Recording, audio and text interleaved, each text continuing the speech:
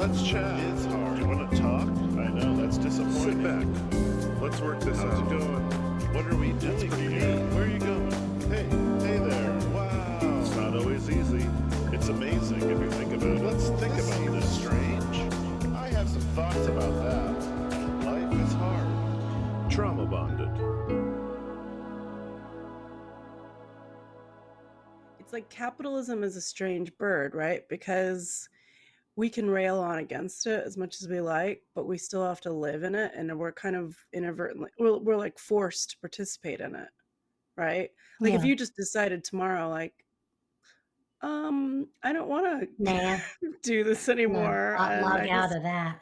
I just want to walk the earth and be with my kids and my wife. Well, you can be with your kids and your wife, but it's going to be darn cold out there. It's going to be cold. You're going to sleep rough. You can't go to Great Wolf Lodge anymore. Any lodge. No lodging, period. I mean, you know what I mean? We are forced to participate. And I We guess are. that's why people say find a job that you love, because Yeah. you can't just like bow out. Yeah.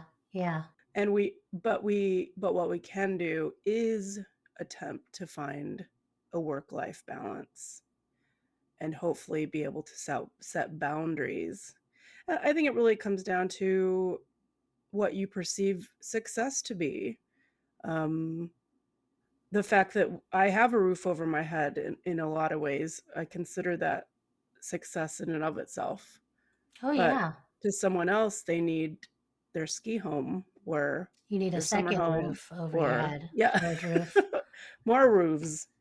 That's why I think there's a problem, an inherent problem with billionaires. You know, how much do you have to have before you're successful, Yeah. Yeah. or that you're hoarding so much that others are suffering? I don't know.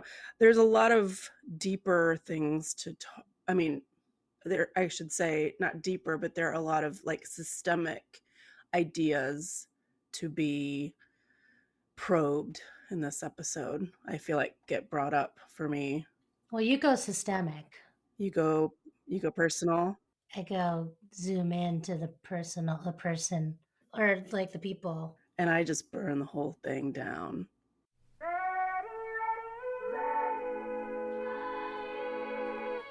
Welcome to Trauma Bonded. I'm Elly Westberg, and I'm here with Therese Garcia. Hello.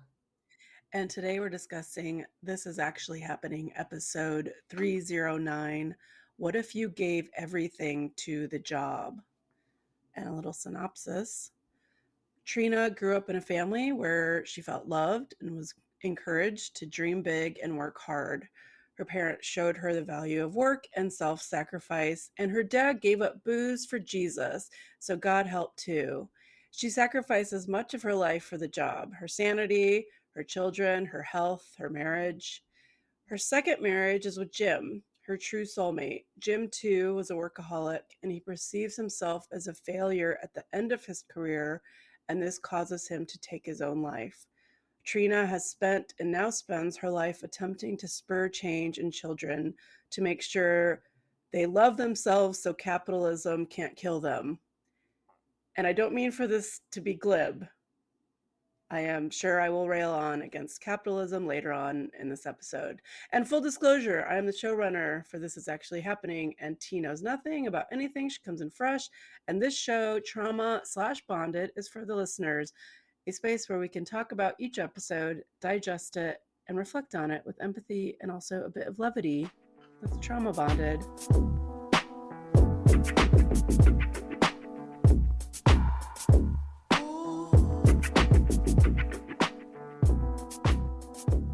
T, what stuck out to you is the heart of Trina's story. This was a heavy one. Just going to say it. Yeah. I came up with one word on this one, surprisingly enough. What? And I went with not with a K. Oh. I thought I need to clarify. Not. I'm intrigued. Go on.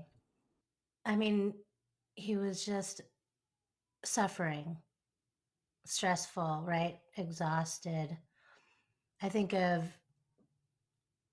I mean, his death, his suicide. So it's a nod to that, but also, being tied up in knots, From anxiety and stress. Yeah. anxiety, you feel trapped, you Mm. feel constricted, um, no way out. Also, like you are tied to this job. Mm-hmm. You're knotted and Mm-hmm. tied. You cannot pull free from it Mm-hmm. because with this job comes everything else. It is the source of your self-esteem. But it's also the Mm-hmm. source of your income. It's how you put food Mm-hmm. on the table. It's how you send your kids to school. It's how you see your worth. Yeah, it's good. Yeah, the knot thing. I was thinking of rope, thinking of Yeah, circles, patterns, tied also, and if you're saying tied to your work, tied to your past, tied yeah. to, you know, your parents and how they. Failed you or set you up. Yeah. I did not have one word. Oh, that's good. That's fine. And this is actually something that sort of came out of a conversation that Whit and I had about this episode.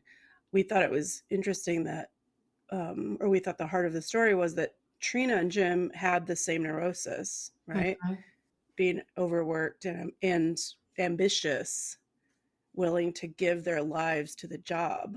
Mm-hmm. But ultimately, she stayed grounded because she felt loved and a sense of self. And that's the difference. Yep.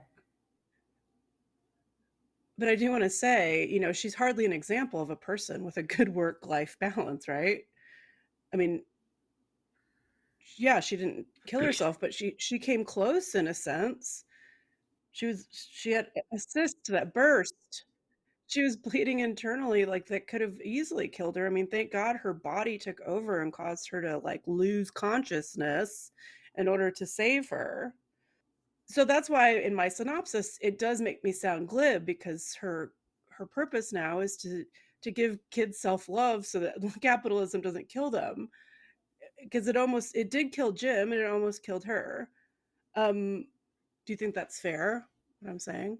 Yeah, I think it's fair. It's just a different way of looking at it, I think, is like, capitalism kills you. I think. It's not just capitalism, it's like it's these systems, it's like corporate culture, it's Mm-hmm. this being knotted to this job. If you Mm-hmm. find all of your self-worth there and you have a failure, then what does that mean? I mean, Yeah. obviously we know what it meant for Jim, especially it being so poignant for him. He had all the success in the world. He worked at that company for 30 years. I don't know if that was clear in the episode. He worked there for Mm. 30 years and he had one failure at the end. And that's what. And that's Yeah. what caused him to take his own life. I mean, if that's all you think your life is worth is how you do at work, I mean. It is so much rooted, though, in Well, yeah. modern day culture, Yeah. isn't it? Yeah. Um, these are like thinking about it from so many points of view, socially, what's the first thing people meeting each other ask one What do another? you do? What do you do? I've been watching a lot of Good Wife, and I'm now on Love is Blind. Oh, That's what I do. What do you do? I like going to soccer practice with my daughter. mm, But it's about what you are right. doing To make professionally. money Yeah. professionally. How do you make money? Because we all have to make money. We can't get away from it. How do you make money, and how much money is that? A lot or a little? How many roofs do you have? How many cars do you have? What kind of car do you drive? Do you have a boat? Do you have a vacation house? Where do you vacation? Where do you travel? Like so much is rooted in where do you make your money and how do you spend your money? Yes. It's sort of fucked up when you think about it, Yeah. but we cannot escape it, I right? always thought it was just I don't ever ask that because I hate that, but I try to avoid it because I don't like you're saying, and I assume that's what you're going to say, and then I cut you off. But I don't want people to think like I'm only interested in how they make their money and where they spend their money. I want to actually know like who they are as a person. right, right. I mean, I imagine it's something people do automatically now, and it's maybe some way to be like, oh, maybe we do something similar or whatever, um, and getting to know someone. But yeah, it is rooted in how do you make money and spend it. But Yeah. I'm I try to avoid it because I hate networking, and then I Me can't too. describe what I do. So I feel like they'll come back to me. I'm more interested in what you do, maybe, but if it's going to come back to me, I don't want to talk about it. Because you're the evil game maker from the Hunger Games, Wow. which is pretty cool. Um, That's not at all what I do, but that's fun. okay, you brought up Love is Blind. I don't know how far you are in the season. Not that far, but go ahead. Oh, well, it gets to a point where two of the cast are together and they meet parents, and there are a lot of red flags about this gentleman, but as soon as he kind of sweet talks the mom and tells the mom about all of the like wonderfully ambitious pots he has his hands in to make money, she's like, oh, and it kind of reminded me of my mom. Like we would bring home like the scum of the earth men. Well, it's mostly Sarah, but like the scum of the earth men, and and we could list like mom, like they're addicted to heroin, they ride motorcycles without their helmets, they like kick kitty cats, but they make 300K a year. And my mom's hearing, oh, he makes 300K a year. Like There are too many but cats in the world anyway. Good for you. it's like almost selective because it's just and it comes from a good place. Like she just wants us to be taken care of financially and not have to worry and there's probably a bit of and not come to her for money, but we give people passes a lot because of maybe their career or that they've demonstrated that they're ambitious or a strong work ethic. When you hear things like drive, ambition, strong work ethic, these are generally considered positive ideas, positive terms. They're not Mhm. considered pejorative, even though very much in this episode they're pejorative descriptions. I mean, it's these kind of values that drove them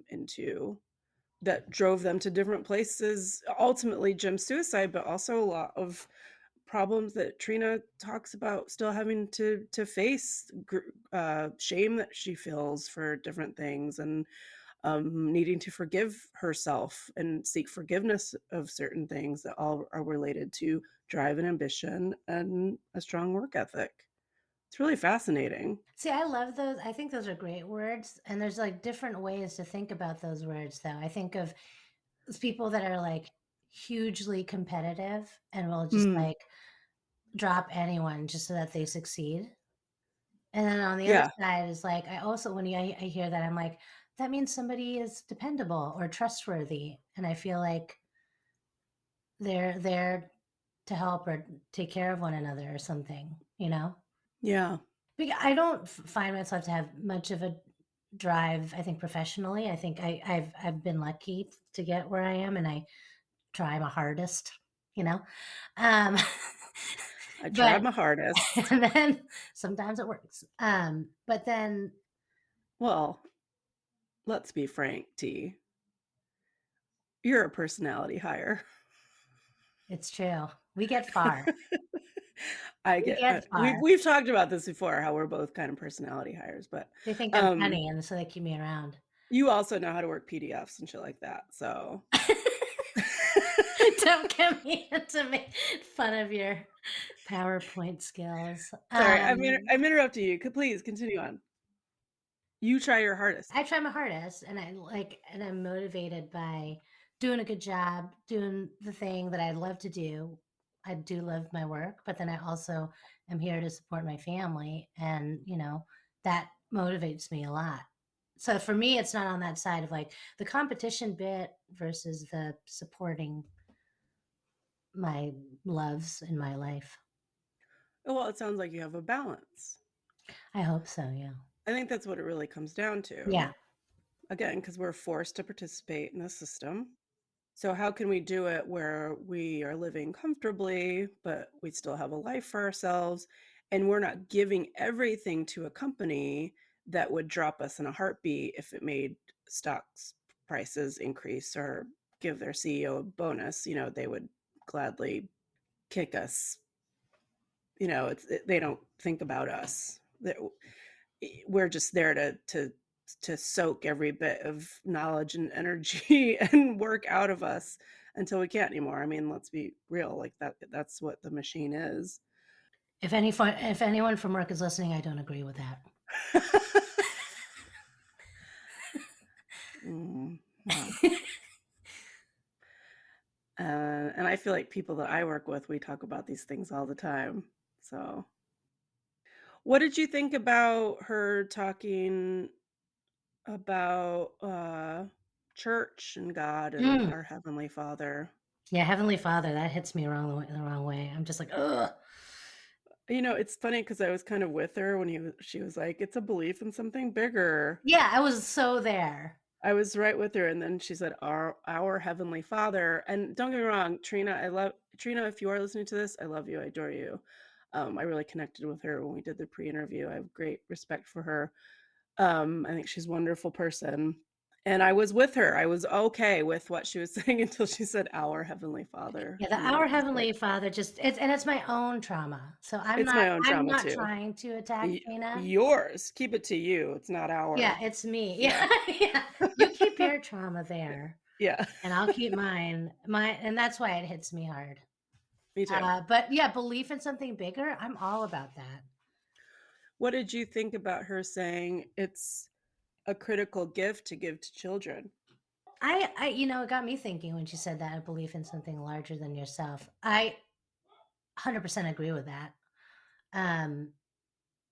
It got me thinking about, my kids over here, because we don't bring them up with any kind of religion or anything. And I think the belief in something bigger, we're trying to work that out. We're doing it with like morals, what's good, what's right versus wrong, without religion involved. And yeah, that could look as simple as love. Yeah. I mean, you could just take tenets from, people claim, the Bible, the golden rule, do unto others as you would have them do unto you. Principles you can live by that don't necessarily give you a dogmatic or a god to worship, but yeah, principles, love, and even just maybe or maybe karma, not like a worshiping karma, but just understanding that, like, if you put good things into the world, they'll come back to you. Like, I think the way that she's talking about leaning into a God when you need to feel that support, you can also feel that with karma, like, oh man, everything is going badly, but to reassure yourself or to soothe yourself, you can go, you know what, I'm going to keep putting out good things every day, treating people well, because I know this is going to turn around. It has to, like, good things are coming my way because I give them out and I put them out. Do you want to talk about her in college with the caffeine pills and Ruby? Yeah, that there was a lot there. Yeah. I'm sorry. It reminded me of a Saved by the Bell episode. Oh no, you didn't. I'm sorry. I remember that. It just came back to me. And it has nothing, again, to do with what I'm just saying. My trauma.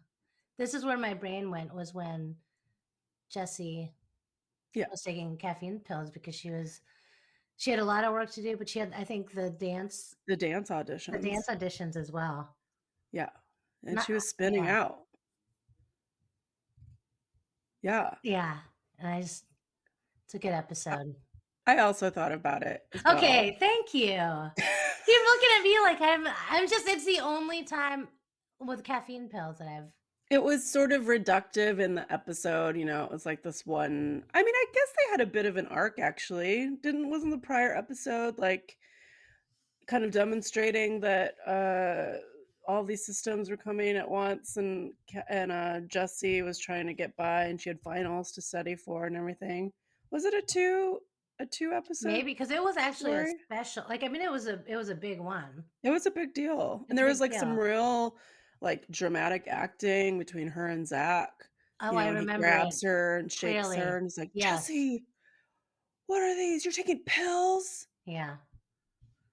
And she utters the Same. famous line. I'm so excited. I'm so scared. It's so good. When I Wow. watched it, Emmy. did they get any Emmys?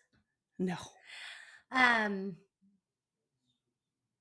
I think we laugh about it, but really, it was probably an important episode because I feel like people did that sometimes. Well, and what I don't even know if you can get caffeine pills now on the open market. You I know, don't I think you did. can. I did once in high school. I did that.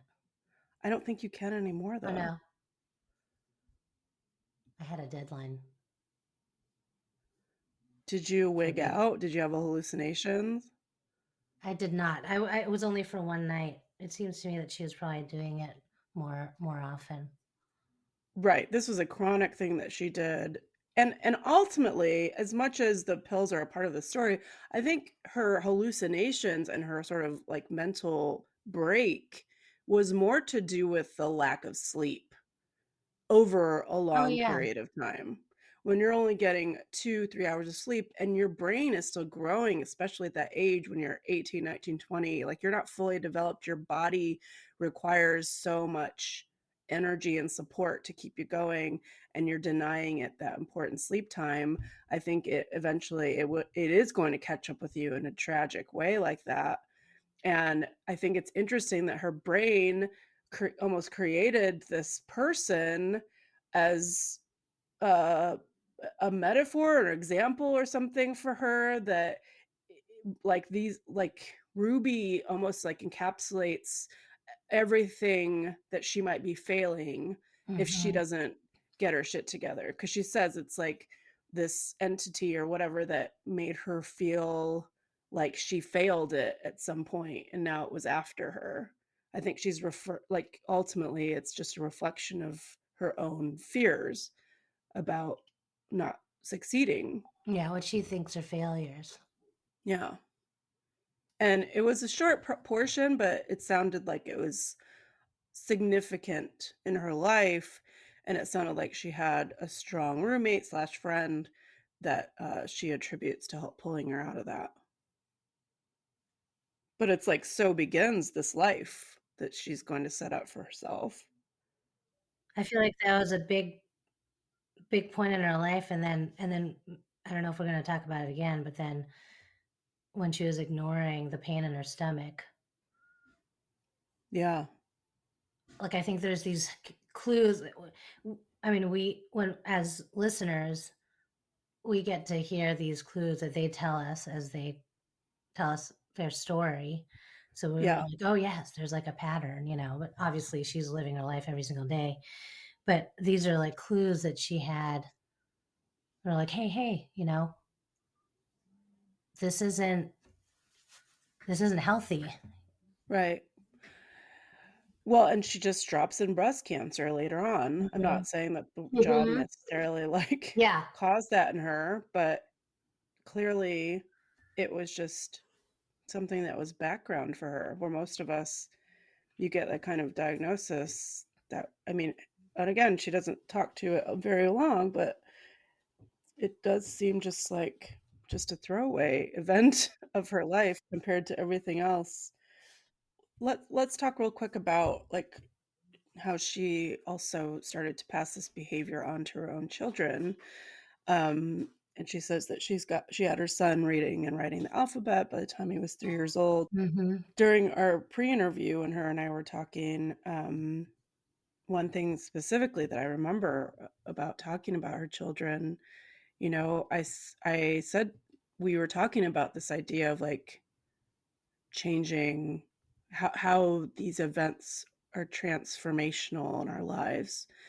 And I asked her what she felt like was transformational about her experience. And she talked specifically about her children. And as much as she believes that her thinking around this has changed, she is, or she can't help but be, just like all of us, to be socialized to still talk to her kids about their ambition and their drive and their success. Like she can't stop herself, and it's something that she feels deeply shameful about, because we want so much for our kids, just like my mom, to be with partners that take care of them, but also take care of themselves. And part of that is because we want them to have a successful, like an easier life, a pampered life, a comfortable life.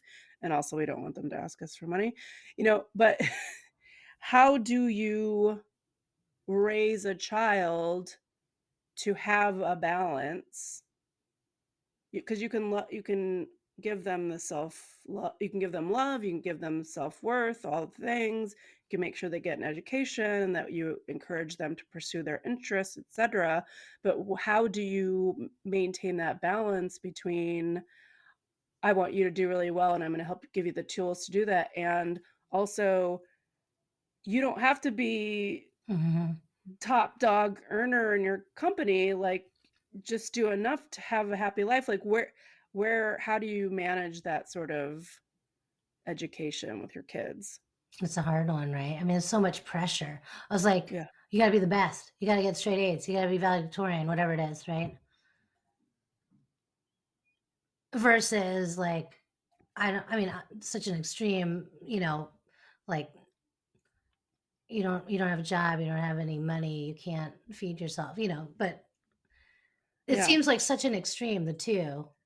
But then trying to get into that balance, you're right, seems also very difficult. It seems really difficult. And you don't know, and we hear all these messages about how you parent, but it seems like people don't really know. I mean, because there's so many factors, right? It's not just you guys. Like there's so many factors.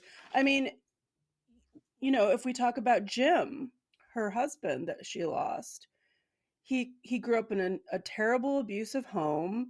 His dad was a mean person, and usually we would look at that as, this is behavior that Jim would model, right? But instead, it's behavior that was modeled for Jim that he decided to actively kick against and do the opposite. So how did that happen? It feels mysterious to me, doesn't it? It makes it difficult to know what to do as a parent, I think. Maybe your kids are going to kick against all this free love one day and be like ambitious, competitive, like CEO type motherfuckers. Well, it's like hard. Assholes. It's hard because they're like, oh, you want them to succeed. Like just today at soccer, Evie's always kind of like a bit slower than everybody else, not as into it, but doing the thing. She was at the front of like red light, green light, and I was like beaming with pride. And I was like, calm down. There's nothing even happening. And I'm just so happy. I mean, I'm already so happy being there, but then having her like winning, and she's so excited too. I can see that she's very competitive, I think. Did she win? That's what I'm saying. It's such chaos. You were at the practice last week. It's not even like nobody even notices if you're winning or losing because everybody's all over. But I'm seeing pretty chaotic. It doesn't even make sense. That's why I can't even say there was a definitive winner. Because also they're like, you can run wherever you want. So she was ahead in the boundaries that you perceive. She's the best. And I was like, how can you measure this? She's the best. Wow. I mean, it wasn't really where you had to go to the line, but you could take all sorts of different ways to get there. Let's talk about these things that we carry with us into adulthood that Trina was talking about. She talks about like the shame of leaving her marriage, the shame of not helping. She specifically names her son, who she doesn't tell us much about, but we know she specifically says helping him deal with or medicate or manage his anxiety. Yes. And now he's having a hard time. And she talks about how in adulthood these things get heavier, not easier to carry. Yep. And it reminded me of a quote: "The fights you fight today are the fights that you'll fight for the rest of your life," which is actually from a favorite movie of mine called Rocket Science from 2007 by Jeffrey Blitz. And I believe that the fights you fight today are the fights you'll fight for the rest of your life. I do believe that. However, I do think that that can be interrupted or shaken up with the addition of therapy, right? I mean, what do you think? Are you saying like the fights you win or lose? And what if you beat in the fight? Are you still fighting? I guess it's more like it's like a fight within yourself. It's not like a fight against an opponent. Oh, Like okay. if I'm Taking carrying it too shame, literally, I think. you're like, fight, yeah. Fight. We're gonna fight. Did I win or did wanna I lose fight. though? Who won? I mean more like struggles. Like Okay, gotcha. Yeah. if I'm carrying around guilt from leaving my own husband, which I did for a very, very long time, Mm-hmm. and then if I don't really fully heal from that, that might just be expressed in other ways. I mean, we know this from growing up in religion that shame is very powerful and omnipresent and can infiltrate every part of your life in ways that you don't even expect. And then it shows up and you're like, I wasn't expecting that to show up there. But you do start to get, I don't know, like sort of used to the fight or the struggle.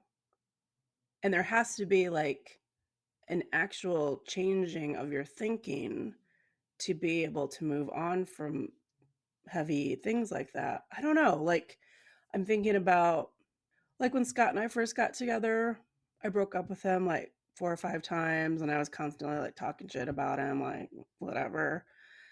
And he just kept at me. Very persistent.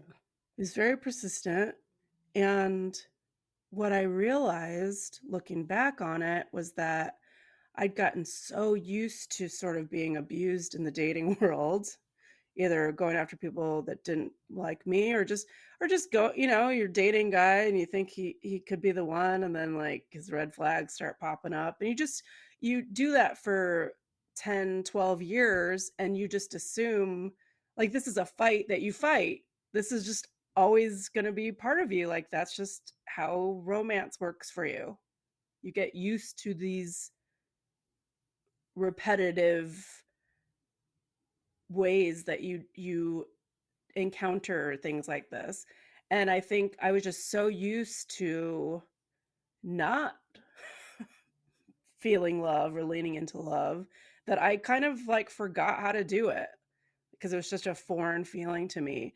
I had to like relearn what it was like to feel loved and be loved, and I had to let him love me. Right? Mm-hmm. You get the things that you carry around with you that you're used to, like, oh, I'm always bridesmaid, never a bride. Mm-hmm. These things that you start to tell yourself, you really start to believe, and it manifests in everywhere in your life. And I was dead set on destroying this relationship with Scott before he could, because that's how it always went. And he wouldn't go away, and it forced me to re-examine what it was. And as soon as I decided I'm going to let that fight go, I could love him back the way that he loved me, and I could accept the love that he had for me, and it was all the difference. Wow, that's a very good example. That's a big one. You don't go to therapy? I am around a lot of people that go to therapy, so I think it's just They kind of talk about jumps it. off. It's contagious, that therapy. I need to go, because what else? No, I I mean, I've was got lots. complimenting you. Yeah. I was more No, I know. complimenting you, is what I'm saying. We got I to wasn't move on. attacking your non-therapy.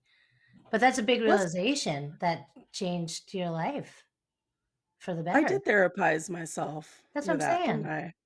Yeah, I That's did. amazing. People's It's a big deal. patterns, you brand yourself a certain way, and you could just go Yeah. on like that and then be miserable. And you're like, wait, I'm not this way, that, you know, I want love and I deserve love. Well, also from an audience perspective, like people got used to me telling my I stories love your about my stories. That's why it's gotten a bit boring, honestly. But that's Sorry. fine. That's fine. You found love. Great for No, you. I'm just like, Sucks for oh, me. that's the best. Oh, Yeah. Yeah. It's like, okay, great. how do we forgive ourselves?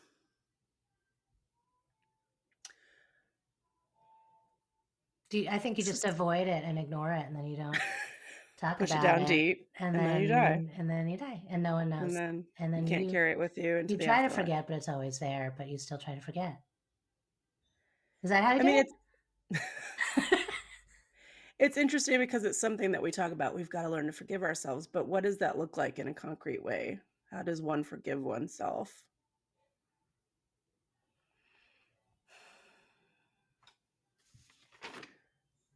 Try to do better. Right? Try to do better. Have accountability. She mentions that. Really own it. Yeah. But man, that's a toughie. Taking lessons from mistakes. Yeah. Not just going, oh, or people that like don't take accountability for anything. They're just like, that's always someone else's fault. Like you're never going to learn because you can't even acknowledge that it was some error that you made. I hate those people. Yeah, you have to acknowledge. Yeah, me too. I think most people do. I think they're called sociopaths, and most people hate them. Correct. Yeah, but I think that then there's on the other side people who like just guilt, can't forgive themselves. And this is that's an worst. imbalance again, right? Yeah, You don't want to be one extreme or the other. You don't want to be the guy that's always like, I'm sorry, I'm sorry, I'm Stop sorry. talking I'm about. sorry. Stop apologizing. Please stop. I'm sorry. I'm sorry. Yeah, I'm it's sorry. not even your fault. I'm sorry for saying sorry too much. Sorry, Yeah. sorry, sorry, sorry, Yeah. sorry, sorry. Like no one likes that person either.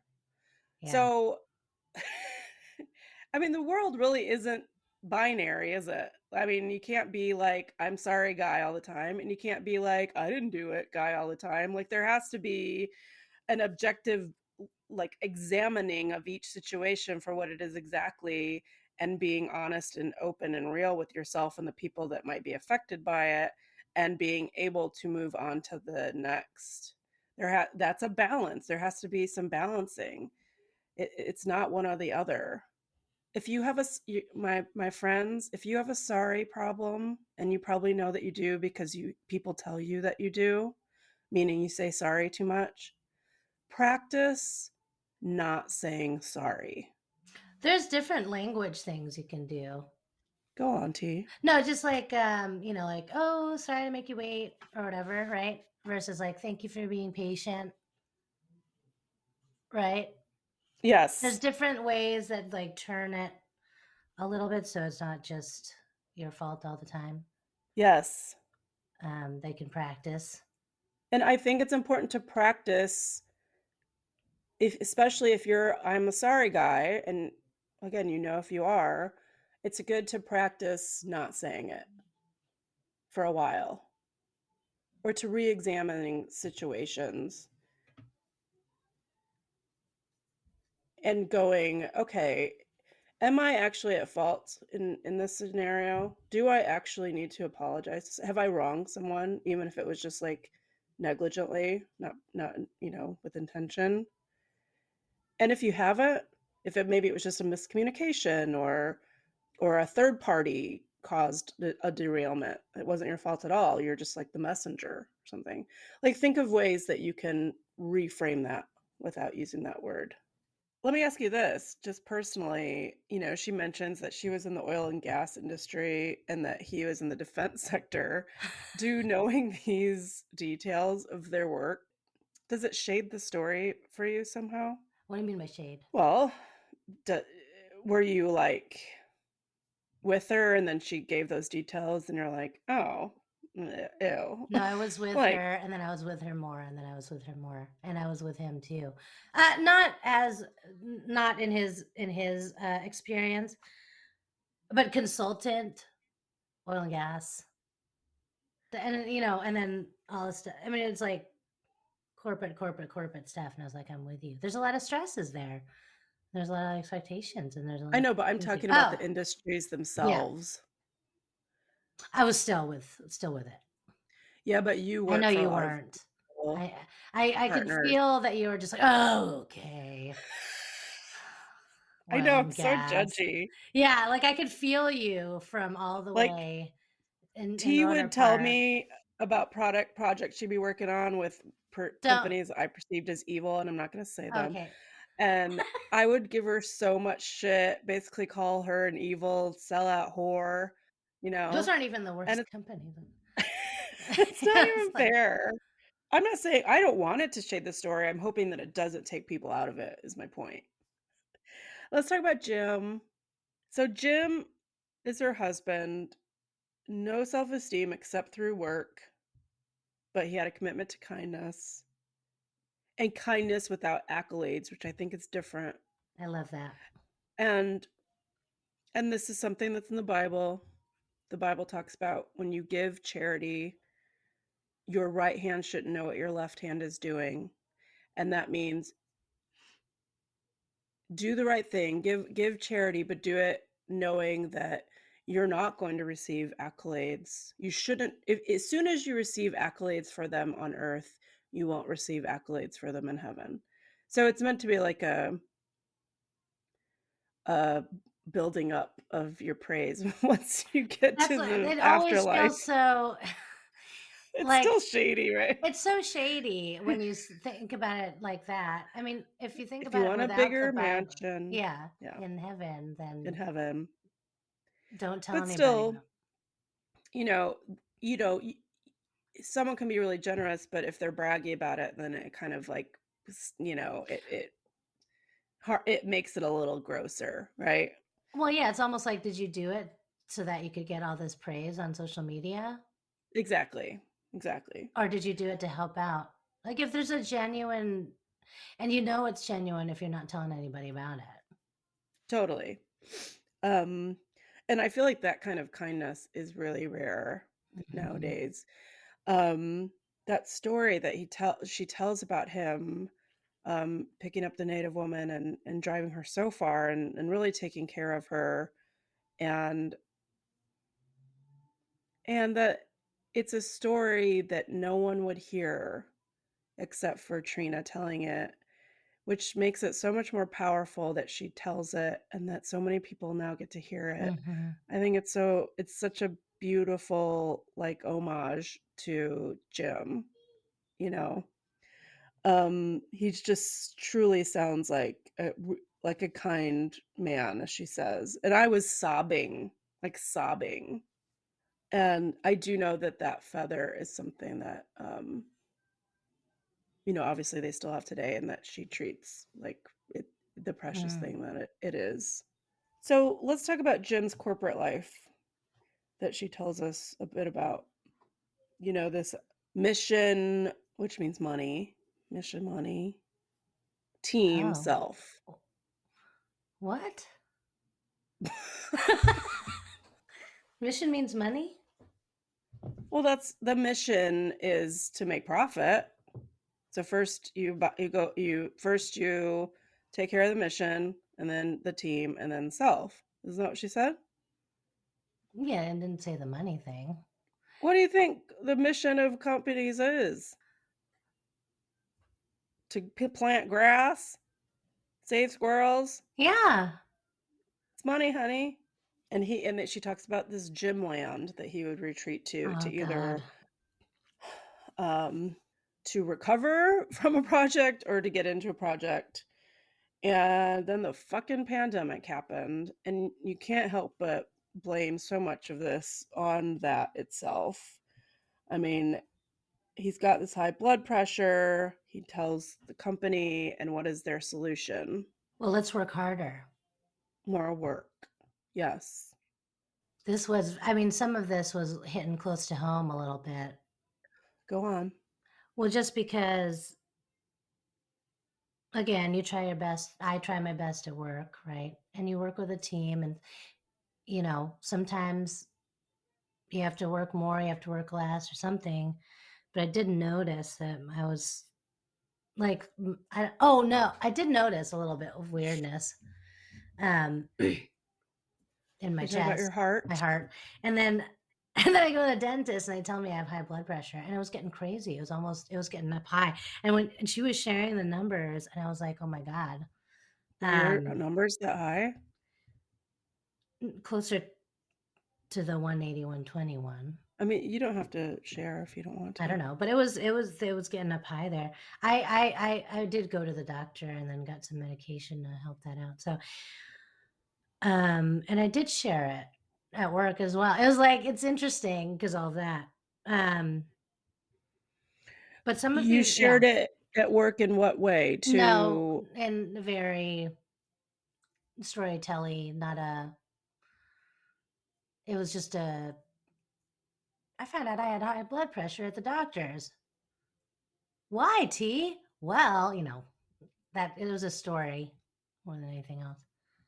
But you nor anyone you work with or nor none of your bosses linked that to your high stress job.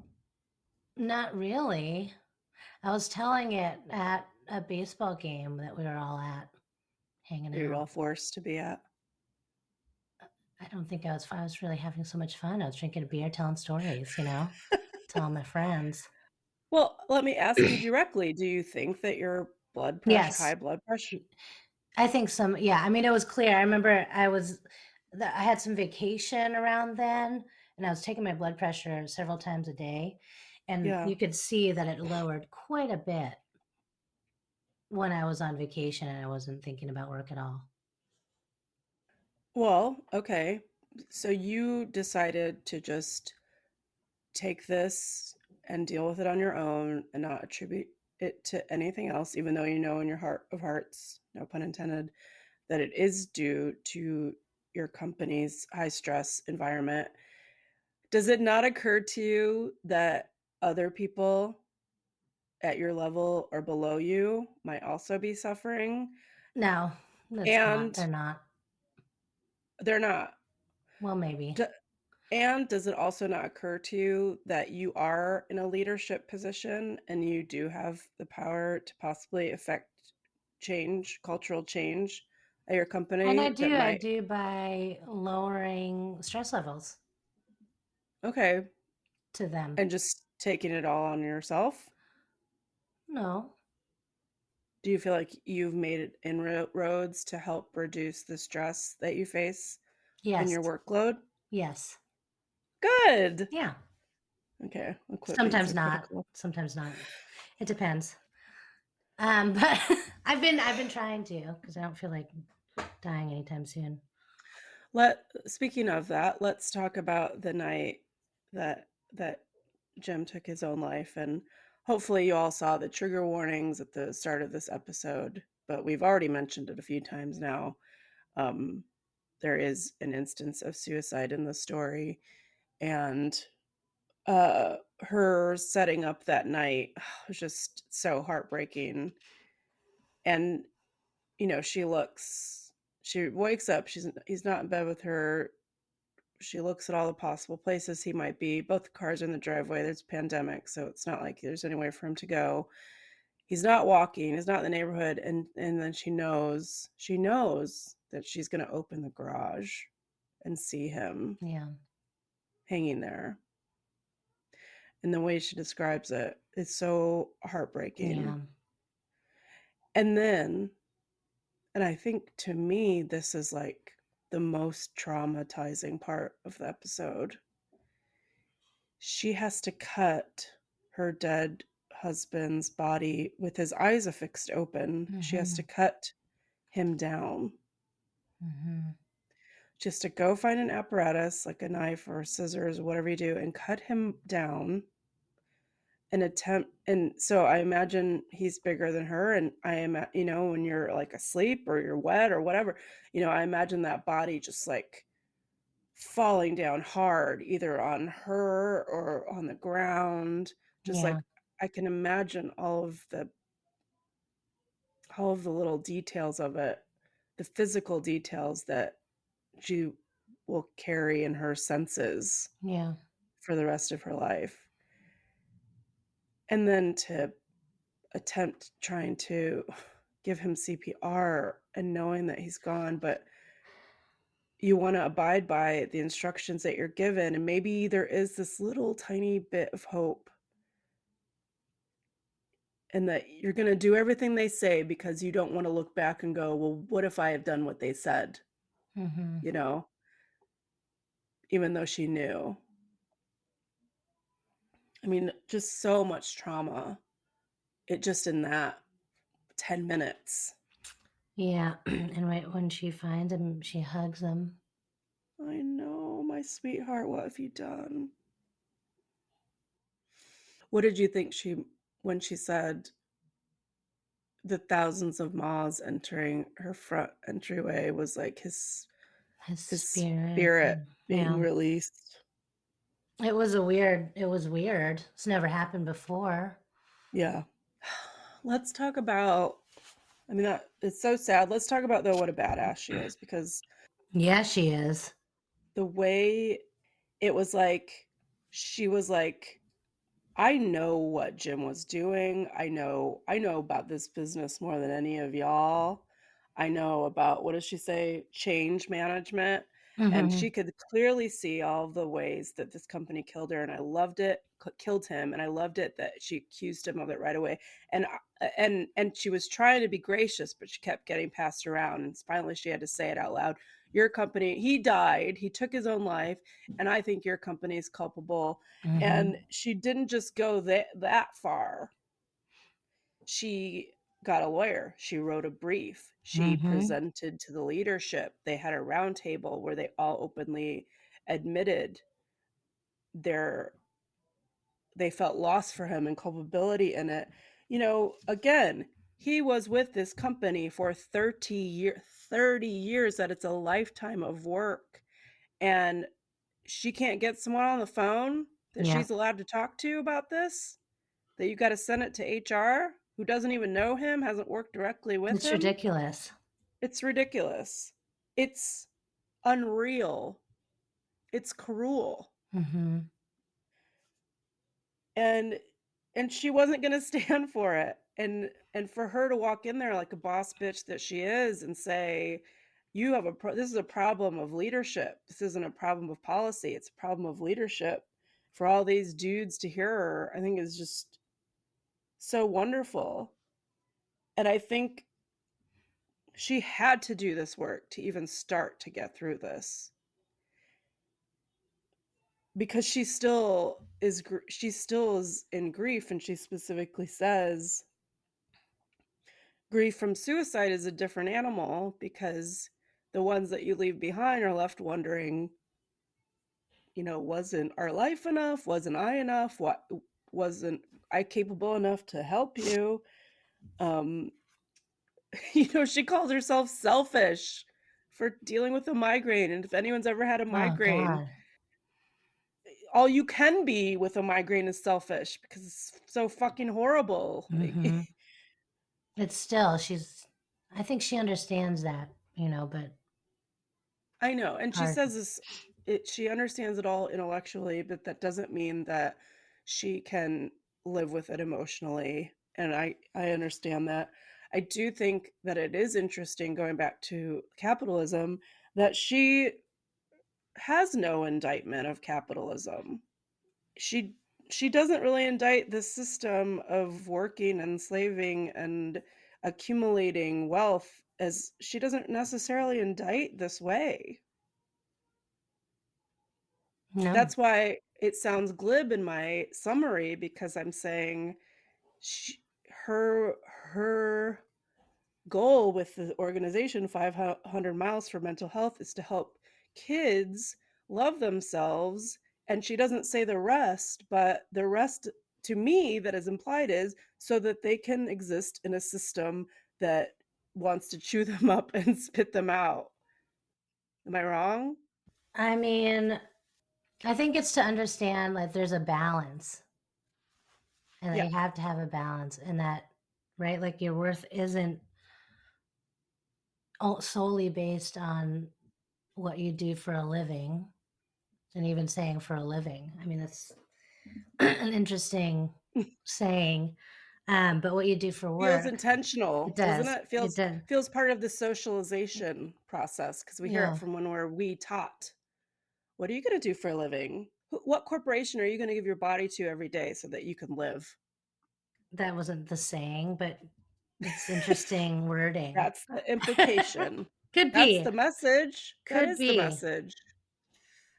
I mean, as people, as kids, you know, you don't want to start your life. You don't want to live your life just putting so much pressure on yourself. You do want to be able to live. You want to be, to me, when I think of work, drive, ambition, all that, I still am thinking of, you know, if you can do what you love, that is ideal. And then just being like a good, dependable person to the other people that you live and work with. But not making it that you must succeed and be the number one and compete every day. And if you don't, nothing, it's not worth it, you know? It's hard for me not to take this like really bleakly. I think that is pretty bleak. What I said? No, it's not entirely what you said. I mean, just the system as it is. I think it's too bad. I've said this before, and it's an embarrassing thing to say, and it's not entirely true, but it is often true. I feel like maybe one of the only motivating factors in my life is money, and I hate that. It's not money itself, but it's to have stuff, to go places, to eat foods I want to eat. I don't know. I don't even know that I have a conclusion. I hate like seeing these things for what they are and not knowing what to do with them. And I hope we're not leaving y'all with bleak. I'm the bleak one. T, maybe you should end on a message of hope and encouragement. Well, let me ask you this. Would you want Arlo to feel in his future job the way that you feel now in yours? Yeah, I mean, yeah, with a little bit more. What I think we're setting up our kids with is that is different from how I was brought up was like a physical health, like having a good diet physically, along with like a little bit of succeeding, but not too much pressure. But like, I think if I was me with the work that I have right now, but I was Arlo, Yeah. and that he eats vegetables and he He'd be likes fine. vegetables and he knows physical movement is good for your body, you know, like things like that. I think my blood pressure is due to, yes, stress, but it is genetic, and it's also because of my diet. I don't eat well. I'm trying to eat better and exercise more. But I mean, both my parents had heart issues. Well, I didn't know you were such a corporate bootlicker. Sign me up.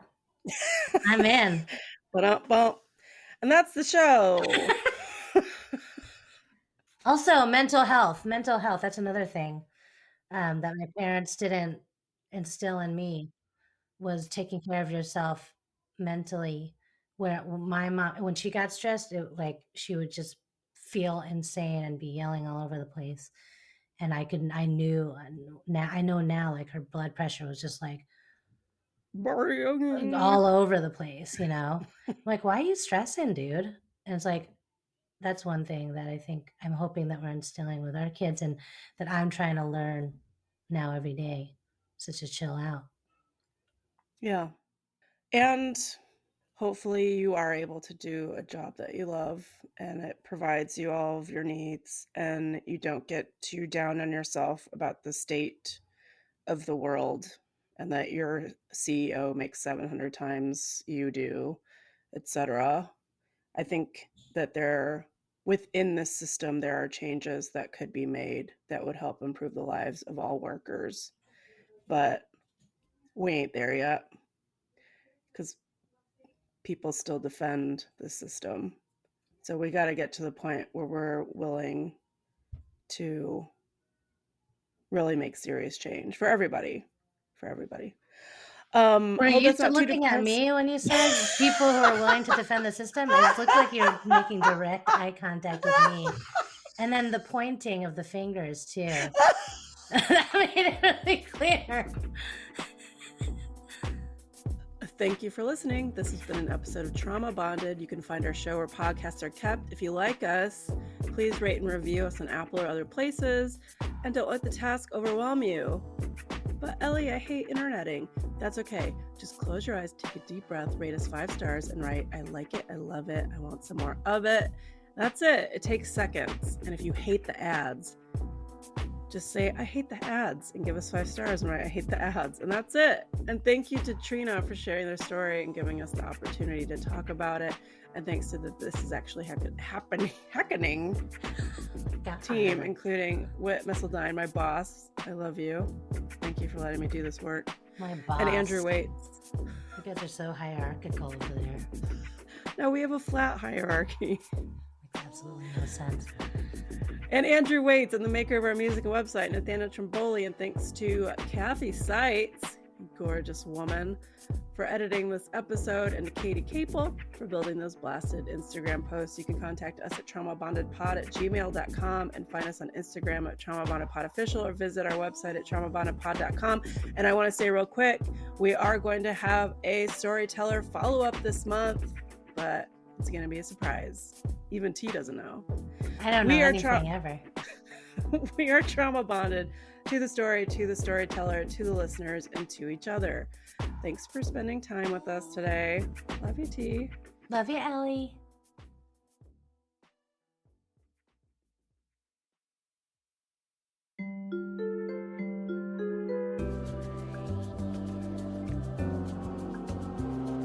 Good job. Hey, thank you. Hey, thank you. Okay. Have a good day. Thank you.